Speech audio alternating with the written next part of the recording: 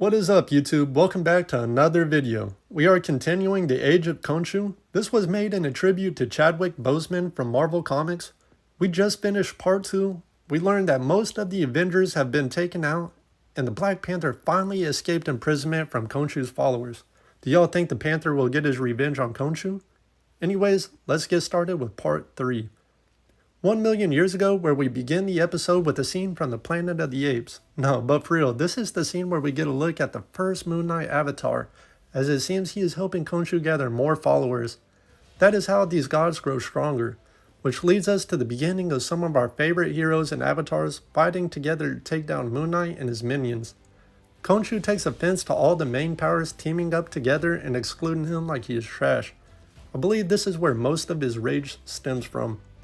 He is visited by a gunslinging Mephisto, where he says grizzled with a burning gravel in his gut, who'd no doubt gunned down billions in whatever deep and distant hell he had spawned from.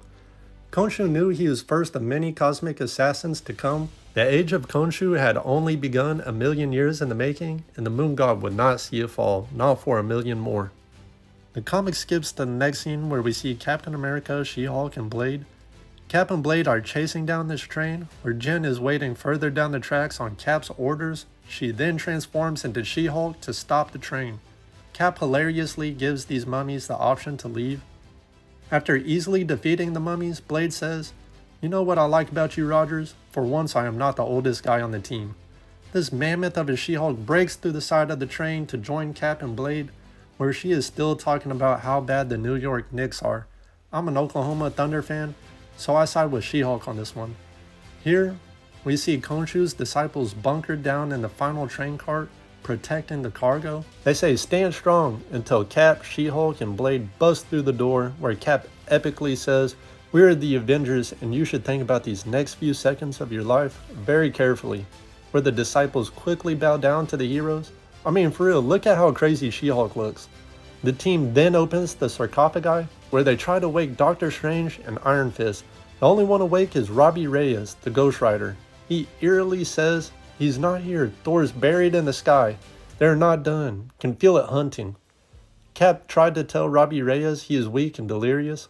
Robbie replies, "Moon Knight didn't just steal my car, he stole the spirit of vengeance." On to the next scene, where we see Iron Man and Captain Marvel protecting a baby from an endless horde of mummies. Iron Man briefly talks about the war between X-Men and the Phoenix Force. On this page, we finally see the modern-day Star Brand for the first time. Tony Stark mentions that the Star Brand is one of the most powerful weapons in the cosmos. It grants the host with limitless powers. It was created to protect the world, but it can also destroy one. Now y'all see why Khonshu wants the Star Brand so badly, yet the Star Brand chose a baby girl with no name. This is where things get really interesting. While Tony Stark is freaking out over the thought of having parent-like responsibilities, Carol Danvers is then pulled away by chains. When Tony finally notices her being dragged to hell by the badass Moon Rider, Tony still manages to get his witty jokes in before finally stepping in to help her. Moon Knight tells Tony of everything that has happened and why he's been doing all that he has done.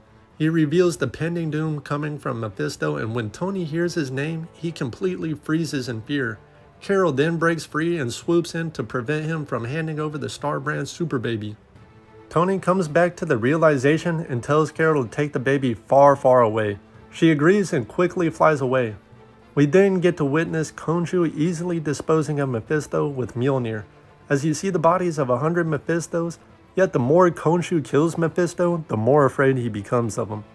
Before I begin the next and final page of this chapter, if y'all haven't seen our video on the previous chapter, click the link above to get caught up on the story, because the next page is the beginning of an epic showdown between a god and a king.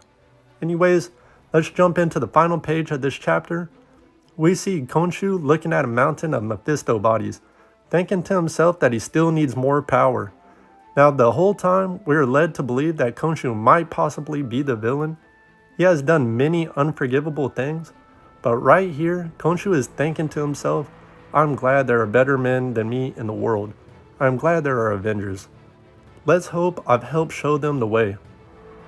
While Khonshu is thinking, all of a sudden someone breaks through the door and yells, "Khonshu!" It's a tattered and beaten Black Panther, who had escaped imprisonment from Khonshu and his disciples. who had been trying to beat the powers of the Panther out of him, despite T'Challa previously telling Moon Knight the powers are in his blood. He then yells at Khonshu, "Look me in my eyes, Moon God, and I promise you this.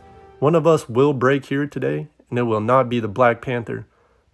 This wraps up the chapter 3, so if you guys want to see what happens next, like and subscribe to the channel for more content.